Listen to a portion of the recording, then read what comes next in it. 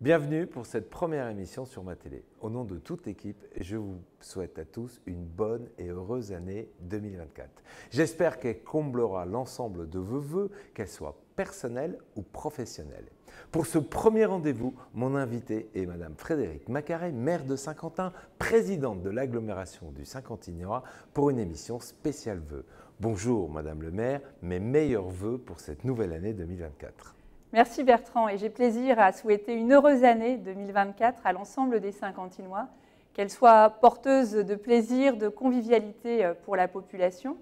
J'espère que chacun aura pu avoir une parenthèse salutaire pendant les vacances de Noël et se retrouver avec ses proches. J'ai évidemment une pensée pour les personnes qui sont seules.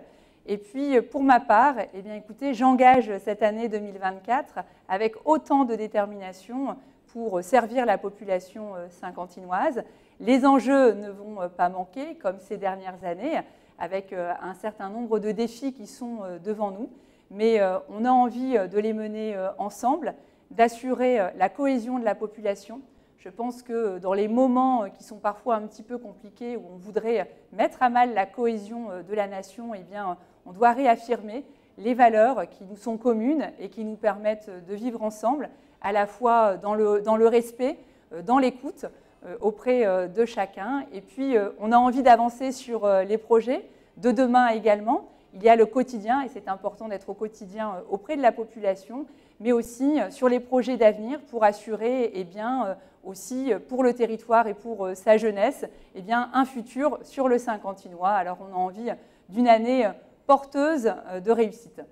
Alors, on va développer l'ensemble des thèmes que vous venez d'annoncer dans cette première partie ensemble, mais on va commencer par la crise énergétique. L'année 2023 a été une année inattendue par cette problématique de crise énergétique. Qu'en est-il aujourd'hui? Ça a été très violent pour la population, très violent pour les entreprises, très violent pour la ville également.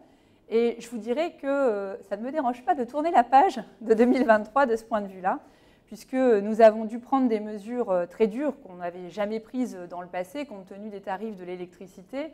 Je rappelle sur l'extinction de l'éclairage public, mais ça a été aussi la fermeture de 2 piscines pendant les mois d'hiver, la fermeture de la patinoire, un travail avec les associations et nos partenaires pour baisser aussi le chauffage sur un certain nombre d'équipements.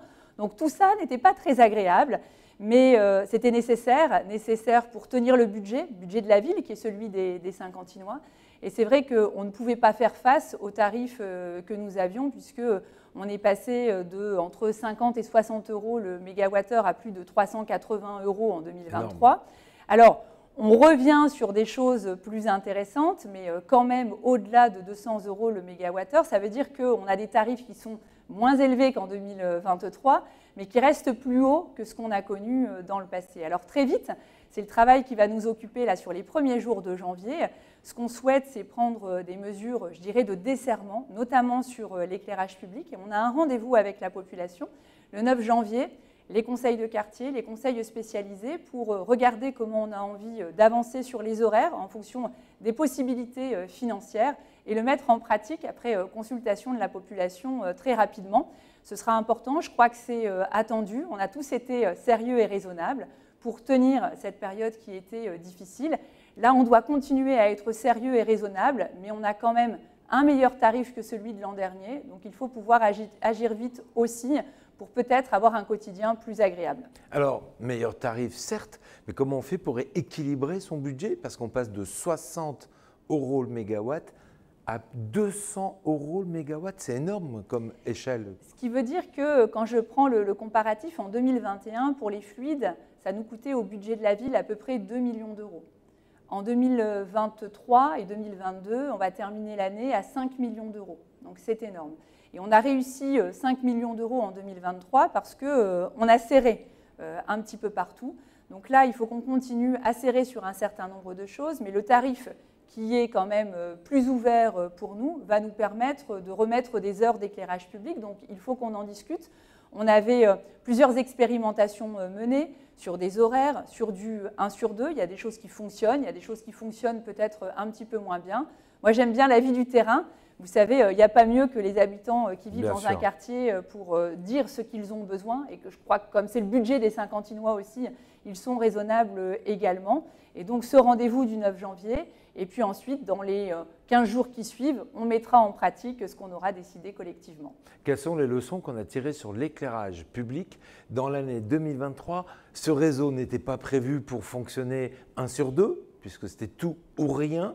Et ce réseau utilisait des ampoules de type sodium ou mercure. Est-ce qu'aujourd'hui, on en a profité sur cette année pour revoir un peu l'ensemble de ce réseau? Alors, on a le diagnostic de toutes nos armoires électriques qui a été fait. On a été financé par rapport à cela. Donc, c'était très important pour nous.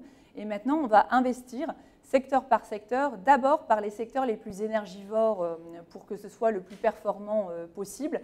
Et on espère pouvoir avoir des subventions puisque l'année dernière, on n'avait pas été tellement aidé sur ce sujet. Donc, on a à la fois les mesures du quotidien et puis le plan d'investissement à continuer, à poursuivre dans les années qui arrivent. Donc, on va continuer à faire nos économies et tous ensemble, on va pouvoir réussir à passer cette année 2024 normalement. Qu'en est-il au niveau des commerces? Est-ce que cette crise énergétique a impacté le monde de l'entreprise et le monde du commerce? Alors, sur l'activité économique, il y a un élément qui est très positif, ou peut-être plusieurs éléments. C'est d'abord la baisse du chômage, puisque moins 7% de chômage sur 2 ans, c'est absolument important. Je pense que ça fait très longtemps que ça n'était pas arrivé. Et puis, on a vu à la fois des implantations qui sont en cours sur nos zones d'activité. Le Royeux, zone de l'agglomération, est quasiment pleine. On continue à avoir des implantations. Le parc des autoroutes est aussi en train de se remplir. Pour ceux qui ont envie de se balader les premiers jours, je les invite à aller voir les 2 zones d'activité, ils verront. Donc, sur des implantations qui sont des nouvelles implantations. Je pense au dossier que nous avons réussi en fin d'année 2023 collectivement avec Itinéraire Emploi, qui est la société Technologie et Habitat, qui va arriver sur une friche Suez, qui va construire des maisons en bois à l'intérieur d'un bâtiment. Les salariés là, sont en cours de recrutement pour mise en formation et ouverture au mois de septembre. Donc, de ce point de vue-là, sur les entreprises, on a plutôt une très belle embellie, comme on n'avait jamais connu. Donc, de nouvelles implantations, mais aussi de sites existants qui croient dans le territoire et qui continuent à s'étendre. Je pense particulièrement aux 2 usines L'Oréal qui investissent dans des lignes de production parce qu'elles ont une croissance extrêmement importante et qu'elles font confiance aux salariés saint-quentinois. Je pense aussi à Yamaha qui commence sa ligne de vélos électriques. Yamaha qui a fêté les 100 ans de motobécane l'année dernière. Donc de ce point de vue-là, c'est positif. Et en fin d'année, on avait toujours des signaux très engageants pour l'année 2024 sur la prévision d'embauche. En revanche, sur la situation du commerce, c'est beaucoup plus contrasté. Ça l'est sur le plan national parce qu'on a cumulé les difficultés de pouvoir d'achat, difficultés à acheter quand on a moins de moyens et que l'électricité et l'alimentaire ont coûté très cher, changement d'arbitrage sur les modes de consommation, à la fois sur ce qu'on vient chercher, du service ou du bien, et puis aussi sur les nouveaux modes d'achat et ce qui bouleverse un petit peu le commerce.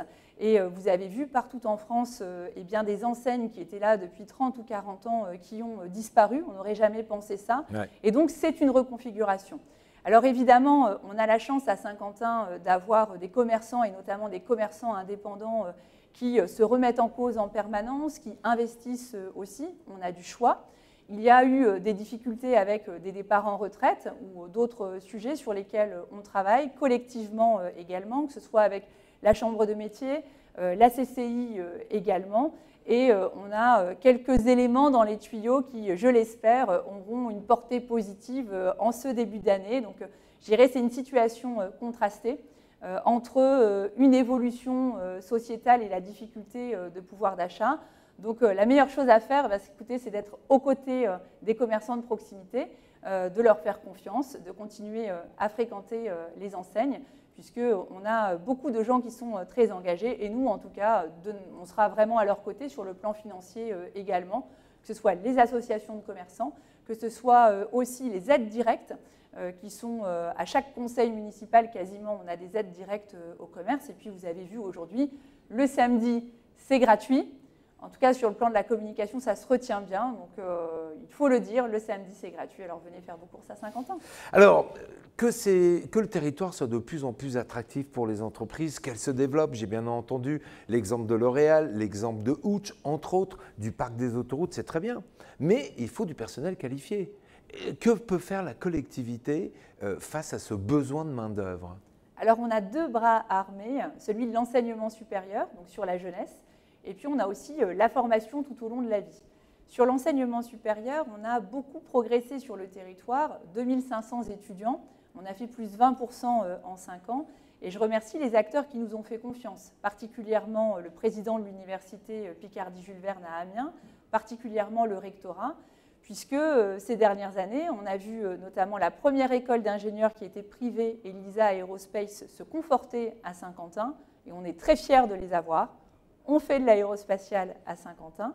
Et puis, en septembre dernier, première ouverture d'une école d'ingénieurs publics, j'aime bien le dire parce que c'est historique, en logistique intelligente. Ça a été travaillé avec les acteurs économiques locaux. Une première cohorte de jeunes sont arrivés et on va leur construire un bâtiment. On a le plan d'investissement qui est prêt.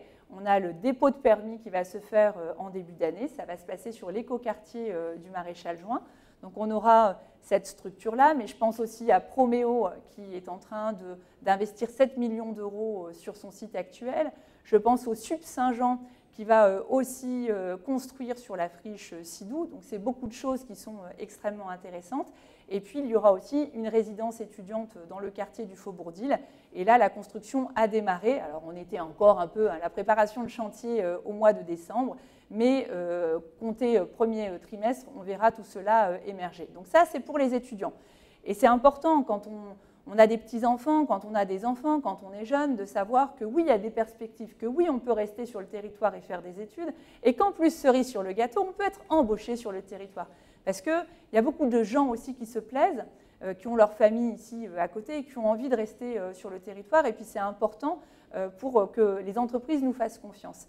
Et puis de l'autre côté, il y a la formation tout au long de la vie parce que les carrières sont plus longues que précédemment. Et donc on doit évidemment s'adapter. Peut-être qu'on va faire un métier ou le même métier mais pour lequel on va se former ou peut-être plusieurs métiers tout au long de la vie. Et donc on doit être agile par rapport à cela. La région nous y aide. Et puis la maison de l'emploi qui s'appelle aujourd'hui Itinéraire Emploi, qui propose plein de choses innovantes en lien avec les entreprises sur l'implantation dont je parlais tout à l'heure, technologie habitat.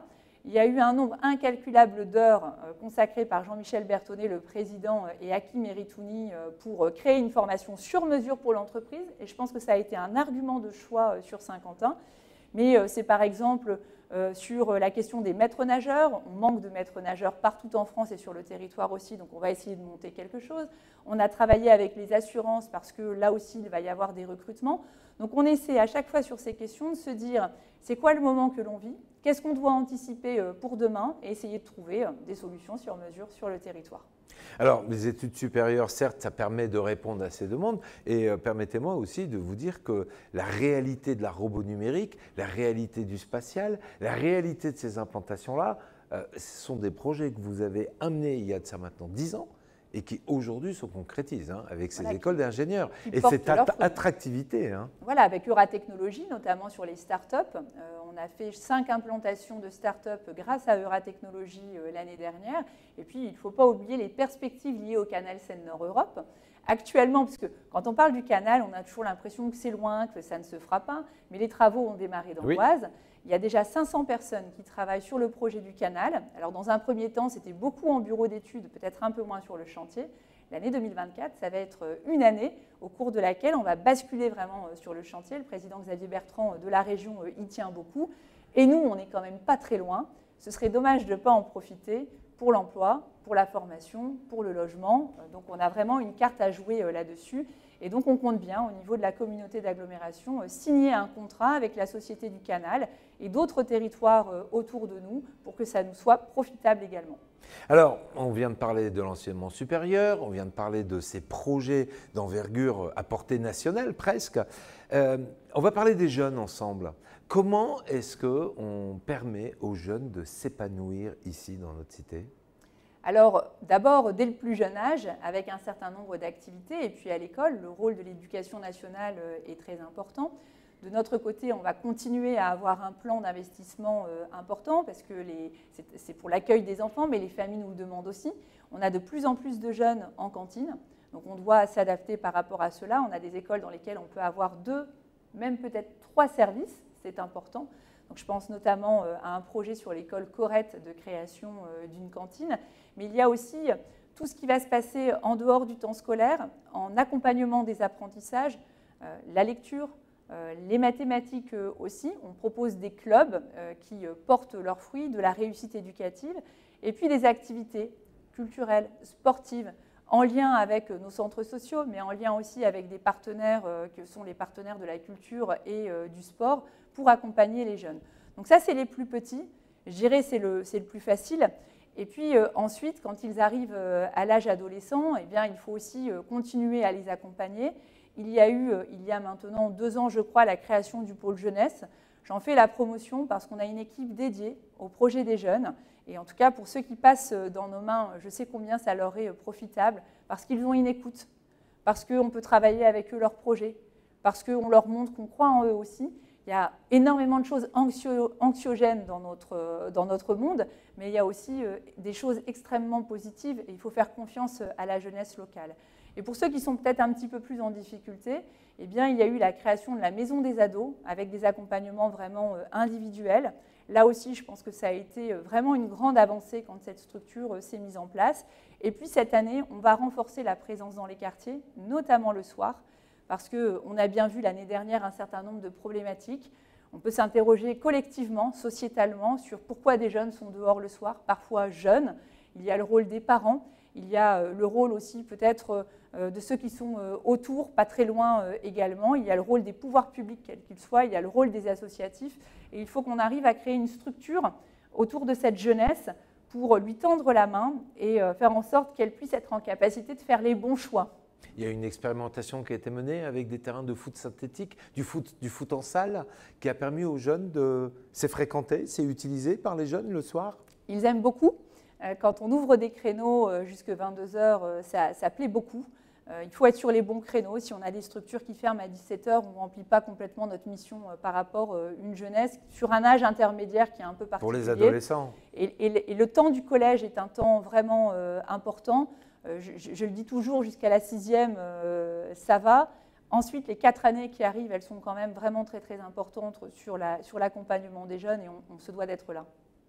Alors, on va revenir un tout petit peu avant et on va parler de cette expérimentation dont on a entendu parler, qui va être mise en œuvre dès la rentrée 2024, à partir du mois de septembre, ici sur notre territoire, cette fameuse tenue unique. Tenue unique ou uniforme. Moi, je regrette beaucoup dans notre société qu'on soit focusé sur l'individu. On a chacun notre part à prendre et une société, elle peut fonctionner que si on partage un commun également, qu'on a envie de le partager et qu'on en a conscience. Alors, ce n'est pas quelque chose de magique qu'on vient proposer, mais au regard des enjeux dans notre pays, je pense qu'il faut aussi qu'on puisse tester un certain nombre de choses. Il y a le travail le soir, j'en ai parlé. Il y a la proximité des structures, que ce soit les centres sociaux, les clubs, qui ont un rôle très, très important à jouer. On a la chance d'avoir un tissu associatif présent à Saint-Quentin. Et puis, il y a peut-être des signaux aussi. Si on a une tenue commune, que peut-être on aura un peu choisi ensemble, eh bien, on va appartenir à une école, à des règles communes également. Alors, ça balaye des différences. Au moment où on a des difficultés avec les différences sociales ou le harcèlement, je trouve ça aussi intéressant. Et puis sur cette question des règles communes, alors là aussi, ce n'est pas magique. Il y a toute une série de choses à mettre en place, le suivi d'un règlement intérieur dans n'importe quelle structure dans laquelle on est, mais en tout cas, on va sur l'uniforme. Alors, au départ, on avait pensé mars, mais en cours d'année, trop compliqué. Donc ça démarra en septembre dans 3 écoles qui ont été des écoles volontaires, que sont les écoles Buisson, près de l'hôpital, l'école de Metz et l'école Amédée aux enfants. Là aussi, tout début du mois de janvier, dans quelques jours, nous avons un comité de pilotage avec l'éducation nationale, avec les directeurs des écoles, pour essayer de trouver la façon de le mettre en place de la manière la plus maligne. Parce que, comme je dis souvent, un enfant de 8 ans ou de 9 ans, il peut faire taille 14 ans, comme il peut faire taille 6 ans. Donc on a un petit peu d'organisation pratico-pratique à avoir. On verra donc sur 2 ans ce que ça donne à la fin. Nous, on a envie de le tenter. Filles, garçons, ça sera des pantalons pour tout le monde? Alors, a priori, on va faire dans la simplicité. Je pense qu'il faut faire dans la simplicité et puis aussi dans le confortable. Il faut aussi se mettre à la place des enfants. On reste dans une région du Nord où il peut faire un peu froid. Je me vois mal imposer une jupe aux filles avec… voilà, donc je crois que le pantalon devrait faire l'affaire, mais on en discutera au mois de janvier. Alors, je suppose que vous en discuterez, mais est-ce que vous avez commencé aussi à sonder la population? Qu'est-ce qu'elle en pense, cette population, de cette tenue unique? C'est une régression? C'est plutôt une évolution? Alors, moi, je pense qu'il faut toujours savoir s'adapter aux situations dans lesquelles on est. Je le redis, on vit à un moment un peu particulier où peut-être l'individu prend le pas sur le reste. Donc voilà, ça peut contribuer. Moi, de ce que j'en ai entendu dans les échos, les gens sont plutôt très largement favorables. Et puis, en plus, on met en place un système simple où, en fait, on prend en charge l'État et la ville de Saint-Quentin le coût aussi des tenues. Donc, pour les parents, c'est relativement simple. Donc, l'écho est plutôt favorable. Moi, j'ai quand même aussi l'impression que, compte tenu de l'année 2023 que l'on a passée, tout le monde a conscience que voilà, il faut aussi un cadre à poser et il faut faire en sorte de respecter le cadre. Alors, on donne de plus en plus la parole aux jeunes et cette année, il y a une véritable nouveauté, le Conseil municipal des jeunes. Pourquoi une telle structure? Alors, on a travaillé avec l'UNICEF. On fait confiance dans l'UNICEF pour progresser sur, je dirais, la politique publique de l'éducation. Et autant on a un conseil municipal des jeunes, donc qui sont plutôt des ados, jeunes adultes, qui fonctionnent très très bien depuis plusieurs années avec des projets, ils vont encore nous organiser l'Estival des jeunes. Autant on n'avait pas forcément un échelon avec les petits. On avait fait du budget participatif, donc les enfants des quartiers ont été habitués à voter sur des projets, mais pas une instance où on peut travailler les projets sur un temps plus long. Et donc ça a été le cas. On a installé le conseil municipal des enfants, donc c'est des enfants qui sont en école primaire. D'abord, ils ont une fraîcheur, une gentillesse et une spontanéité qui fait du bien. Moi, j'ai eu beaucoup de plaisir avec les équipes, particulièrement Françoise Jacob, à vivre ces moments-là avec eux. Et puis, ils vont nous faire des propositions. Il n'est jamais trop tôt pour les considérer comme des citoyens. Je crois qu'il ne faut pas tirer vers le bas, il ne faut pas les prendre pour plus jeunes qu'ils ne sont. Et ils ont plein de belles choses à nous dire. J'ai plus en tête, ils avaient une petite campagne électorale pour se faire élire dans chacune de leurs communes. C'était toujours plein de bon sens et déjà parfois avec un sens de la formule. Bon, eh ben, donc c'est une opération qui va se prolonger sur l'année 2024. On donne de plus en plus la parole à ces jeunes. On les écoute de plus en plus parce qu'ils sont force de proposition. On parlait il y a quelques instants de l'attractivité de notre territoire au niveau des entreprises, mais on va parler du logement parce que ces nouveaux arrivants sur notre territoire, il va falloir les loger et puis il y a aussi ceux qui habitent déjà ici, dont il va falloir réconforter leur cadre de vie et de travail. Qu'est-ce qui explique? Parce que dans tous les quartiers, je ne parle pas simplement du centre-ville, dans tous les quartiers, on voit de plus en plus de projets immobiliers. Qu'est-ce qui explique, selon vous, l'attractivité de nos bailleurs? On a beaucoup travaillé sur le sujet du logement. On a connu des années un peu difficiles avec peu de construction. Et donc, on va récolter les fruits de ce sur quoi on a travaillé depuis parfois 4, 5, 6 ans, parce que ce sont toujours des opérations compliquées à monter, d'autant qu'à Saint-Quentin, généralement, quand vous construisez, vous récupérez une friche industrielle polluée, donc vous avez toute une série de réjouissances, d'archéologie, de choses un peu sympathiques comme ça. Donc vraiment, c'était quelque chose sur lequel on voulait vraiment travailler de façon prioritaire, à la fois en construction de logements, mais aussi en réhabilitation, parce qu'on a par exemple des logements de grands ensembles qui sont présents depuis les années 60-70. Les besoins d'aujourd'hui et de demain ne sont plus les mêmes, et puis il y a une vétusté qui se fait. Et puis on a aussi un bâti ancien, je pense à des quartiers comme le centre-ville. On avait déjà fait une opération dans le faubourg d'Ille, avec des lieux un peu compliqués, un petit peu de vacances pour lesquels on voulait agir. Donc c'est vrai que déjà dès la fin de l'année 2023, on a vu des projets arriver à échéance sur le secteur Cocteau dans le faubourg d'Ille, en centre-ville avec la rue Raspail, une friche qui existait depuis plus de 20 ans, et ça va se poursuivre en 2024, particulièrement sur le quartier de l'Europe, année très importante 2024, avec la démolition de près de 400 logements qu'on est en train de préparer. Pour le bailleur Parthénor, les relogements sont finalisés. Pour Claisance, il en reste quelques-uns, on a quasiment fini, et donc on va voir ces démolitions. Des réhabilitations à côté, 950 quasiment réhabilitations, à peu près 60 000 euros par logement, c'est dire comme c'est important, et des reconstructions dans le quartier de l'Europe et sur d'autres quartiers. Donc sur la question du logement, je dirais on est un petit peu en décalage avec ce qu'on entend dans les médias nationaux où il n'y a plus de construction, plus de nouveaux projets qui arrivent. Chez nous, les grues sont là et j'espère que ça va durer. Alors, donc j'entends bien, ce quartier de l'Europe, ça va être une véritable transformation. Malgré tout, ces 400 foyers qui vont être relogés, il a fallu les accompagner. Parce que malgré tout, on est bien dans son quartier. Oui, et puis ce sont des histoires personnelles.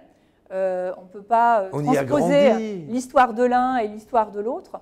Je pense à des gens qui ont toujours vécu dans le même logement, qui ont accueilli leurs enfants petits, qui les ont vus grandir. Il y a tous les souvenirs. Malgré la vétusté, ça reste toujours un sujet un peu particulier.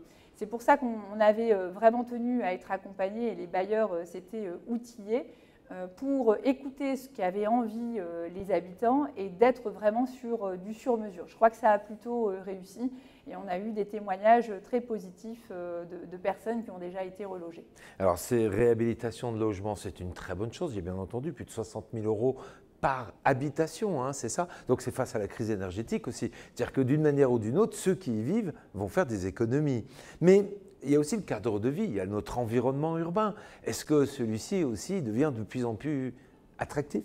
Oui, alors sur le cadre de vie, c'est important que les espaces publics évoluent. Sur le quartier de l'Europe, ce sera le cas. Alors, on a un quartier qui est déjà relativement vert, mais on va continuer aussi à l'alimenter. On va avoir un jardin avec hortibat, donc des plantations qui vont avoir lieu sur 4000 m², c'est quand même beaucoup. Donc le cadre de vie compte beaucoup.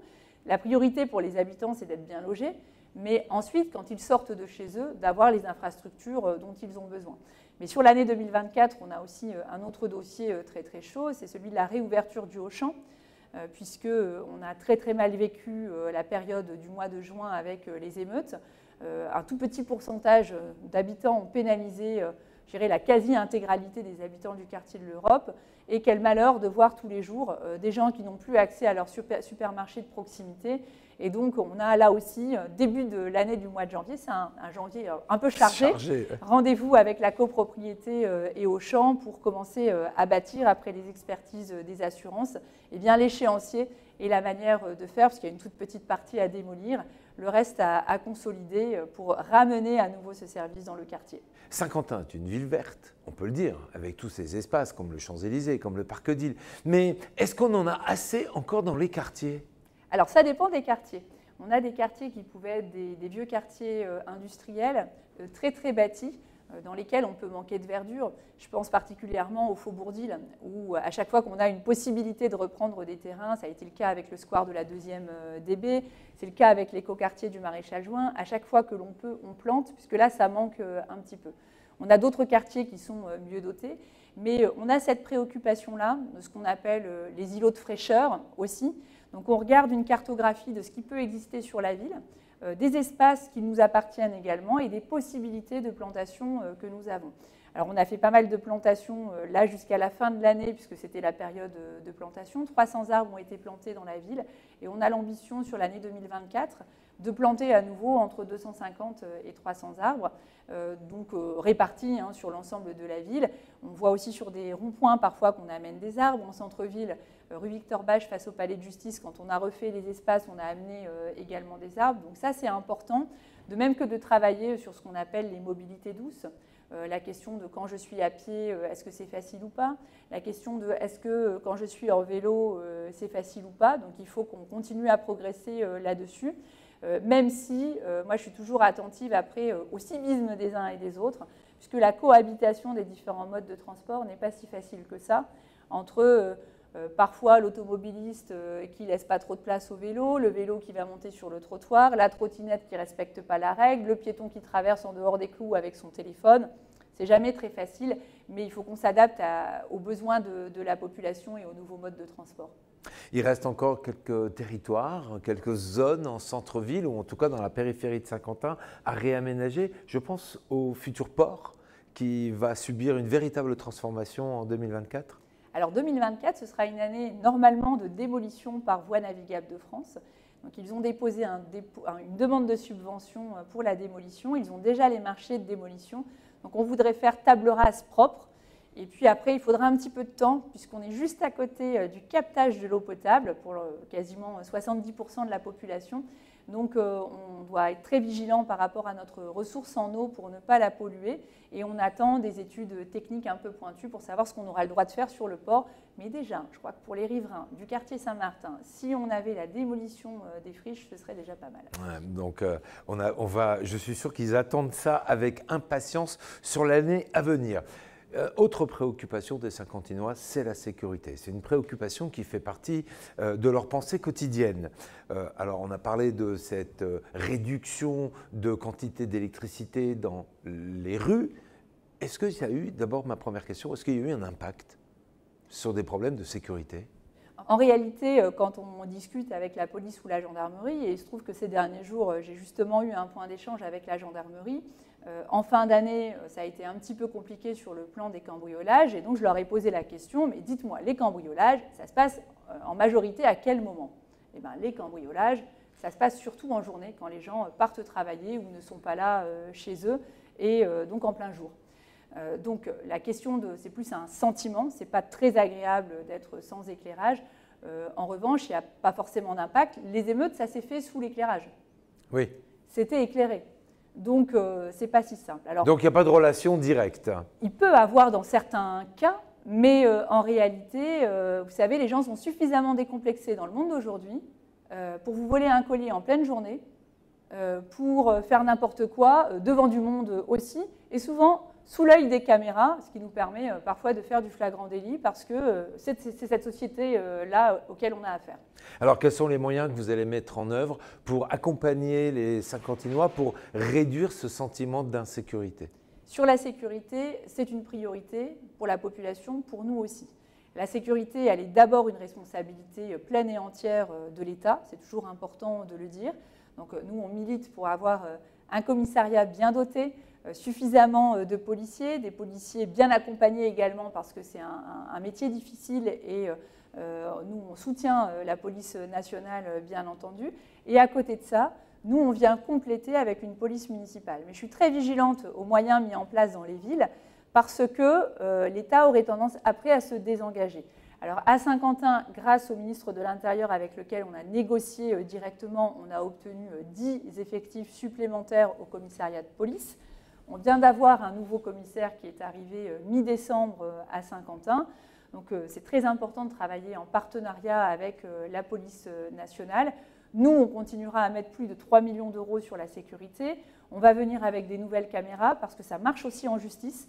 Le délinquant ne peut pas dire qui n'était pas. Bah oui. Si on le voit aux images, quand ça passe au niveau du tribunal, c'est immanquable. Ça nous permet aussi de faire du flagrant délit. Donc on va continuer à investir dans ces modes-là. Et on a en plus la chance d'avoir une police municipale avec un chef de police qui a une éthique et un grand sens du service public. Donc on est bien doté et on va continuer en ce sens. Alors là, on parle de la répression, ou en tout cas du contrôle de l'ordre. Il y a un gros travail qui est fait pour la partie en amont, toute la partie médiation. On a des médiateurs qui sont très présents et très actifs, qui permettent d'empêcher des situations de dégénérer.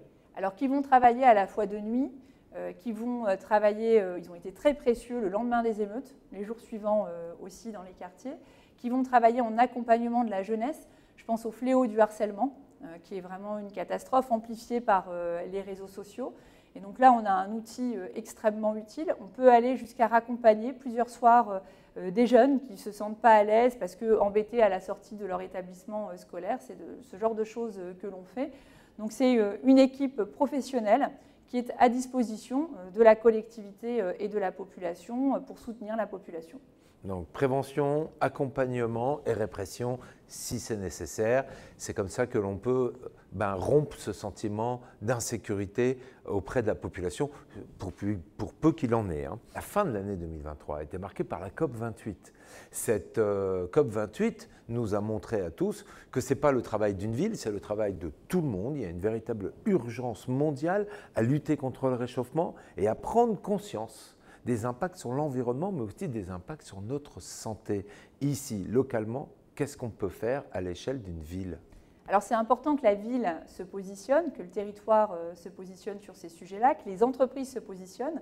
Et on voit de plus en plus de projets des entreprises qui décarbonent. On voit de beaux projets passer également. Et puis c'est aussi un peu le travail de chaque citoyen. On va vivre peut-être un peu différemment que par le passé, donc on a quelques changements de comportement à opérer.